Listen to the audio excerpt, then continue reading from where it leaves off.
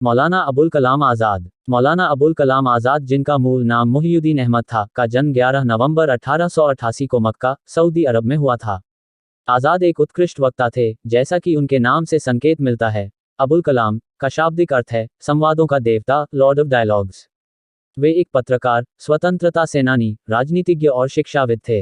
ये विभाजन के कट्टर विरोधी थे तथा हिंदू मुस्लिम एकता के समर्थक थे। वर्ष 1912 में उन्होंने उर्दू में अल हिलाल नामक एक साप्ताहिक पत्रिका शुरू की, जिसने मौले मिंटो सुधारों 1909 के बाद दो समुदायों के बीच हुए मनमुटाव को समाप्त कर हिंदू मुस्लिम एकता को स्थापित करने में महत्वपूर्ण भूमिका निभाई।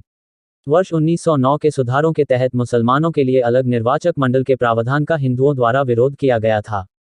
सरकार ने अल हिलाल पत्रिका को अलगाववादी विचारों का प्रचारक माना और 1914 में इस पर प्रतिबंध लगा दिया। मौलाना अबुल कलाम आज़ाद ने हिंदू मुस्लिम एकता पर आधारित भारतीय राष्ट्रवाद और क्रांतिकारी विचारों के प्रचार के समान मिशन के साथ अल बालाग नामक एक अन्य साप्ताहिक पत्र का प्रकाशन शुरू किया। वर्ष 1916 में ब्रिटिश सरकार ने इस पत्र पर भी प्रतिबंध लगा दिया तथा मौलाना अबुल कलाम आज़ाद को कलकत्ता से निष्कासित कर बिहार निर्वासित कर दिया गया, जहां से उन्हें वर्ष 1920 में प्रथम विश्व युद्ध के बाद रिहा कर दिया गया था। आज़ाद ने गांधी जी द्वारा शुरू किए गए असहयोग आंदोलन 1920 से 22 का समर्थन किया और 1920 में भारतीय राष्ट्रीय कांग्रेस में शामिल हुए। वर्ष 1923 में उन्हें भारतीय राष्ट्रीय कांग्रेस का अध्यक्ष चुना गया। 35 वर्ष की आयु में वह भारतीय राष्ट्रीय कांग्रेस की अध्यक्षता करने वाले सबसे कम उम्र के व्यक्ति बन गए। वर्ष 1930 में मौलाना आज़ाद को गांधी जी के नमक सत्याग्रह में शामिल होने तथा नमक कानून का उल्लंघन करने के लिए गिरफ्तार किया गया था। उन्हें 1.5 साल तक मेरठ जेल में रखा गया था।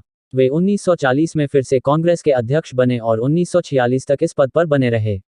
शिक्षा के क्षेत्र में मौलाना आज़ाद उदारवादी सर्वहितवाद सार्वभौमिकता के प्रतिपादक थे, जो वास्तव में उदार मानवीय शिक्षा प्रणाली थी।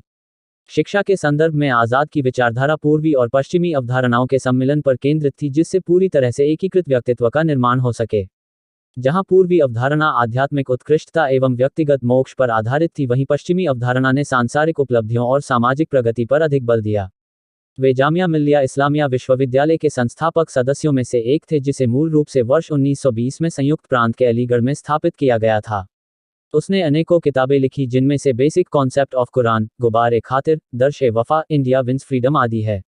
वर्ष 1947 में वह स्वतंत्र भारत के प्रथम शिक्षा मंत्री बने और वर्ष 1958 में अपनी मृत्यु तक इस पद पर बने रहे।